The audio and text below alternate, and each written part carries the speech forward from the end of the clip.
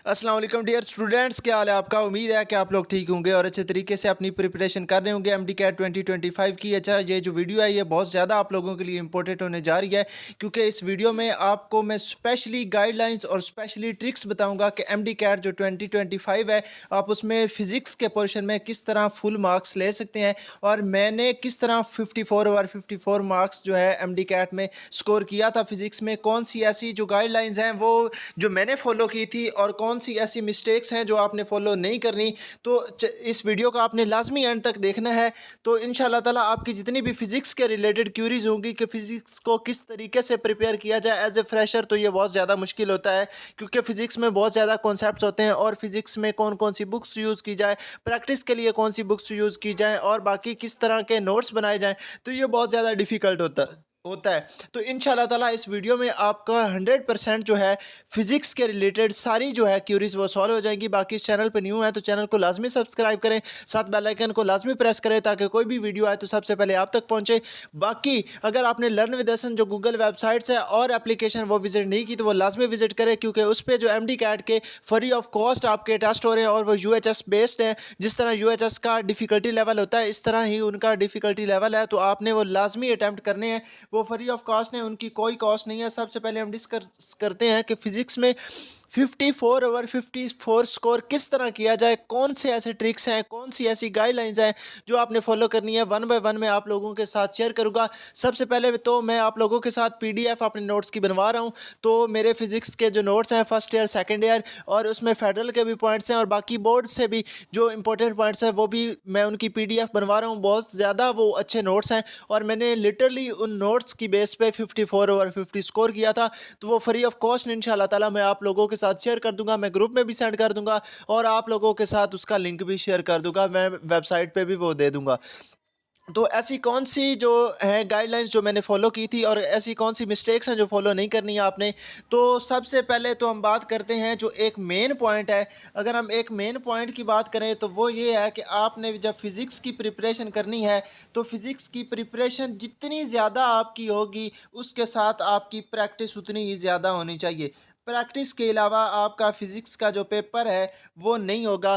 Physics की आपने जितनी ज़्यादा प्रैक्टिस हो सकती है इतनी ज़्यादा प्रैक्टिस करनी है। प्रैक्टिस के लिए आपने कौन-कौन सी बुक्स यूज़ करनी है वो आप लोगों को मैं बता देता हूँ।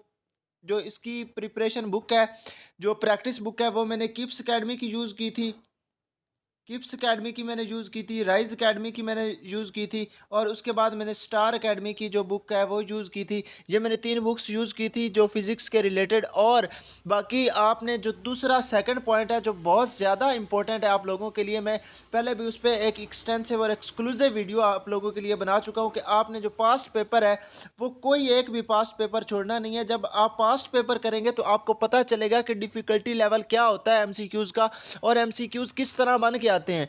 अगर कूलम लॉ या कूलम लॉ से का आप टॉपिक जब क्लियर करें तो उसके साथ ही आप अपने जो है वो एमसीक्यूज़ देखें पास्ट पेपर में कौन कौन से ऐसे एमसीक्यूज़ आए हुए हैं।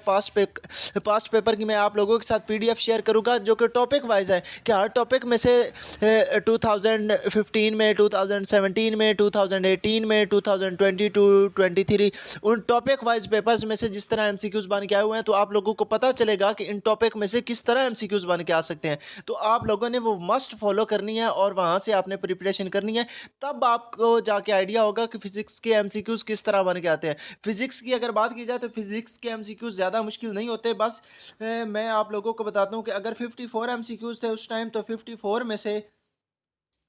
54 में से ऐसे एमसीक्यूज़ होते हैं 30 प्लस जो बिल्कुल आसान होते हैं, जो कि हर कोई अटेम्प्ट कर लेता है, उसमें किसी किस्म की कोई परेशानी नहीं होती। उसके बाद जो 15 एमसीक्यूज़ हैं वो मॉडरेट होते हैं, और उनको बंदा जिसकी अच्छी तैयारी है वो टैकल कर लेता है। उसके बाद वाले जो एमसीक्यूज़ आते हैं ना वो टफ़ होते हैं, और उनको कॉन्सेप्ट भी आपका, ये जो 9 एमसीक्यूज़ हैं ये आपका मेरिट डिसाइड करते हैं। ये जो 9 एमसीक्यूज़ हैं ये आप लोगों का जब मेरिट डिसाइड करेंगे तो इनको टैकल करने के लिए आपकी 100% प्रिपरेशन होनी चाहिए। आपने जो फेडरल के इंपॉर्टेंट पॉइंट्स हैं वो भी फॉलो करने हैं। मैं आप लोगों के साथ इंशाल्लाह अपने नोट्स शेयर कर दूंगा। 100% उससे जो आपकी जितनी भी क्यूरीज होगी वो सॉल्व हो जाएगी उन नोट्स में से। तो वो आपने नोट्स 100% तैयार करने हैं। बाकी जो बुक्स हैं वो भी आपने प्रैक्टिस इन बुक से करनी है। बाकी जो है फिज़िक्स की जितनी ज़्यादा प्रैक्टिस हो सके as compare to other books आपने जितनी ज़्यादा टाइम फिज़िक्स को दे सकें, आपने फ़िज़िक्स को टाइम देना है। बाकी फ़िज़िक्स के रिलेटेड आपकी कोई क्यूरी हो तो सब्जेक्ट तो मेरा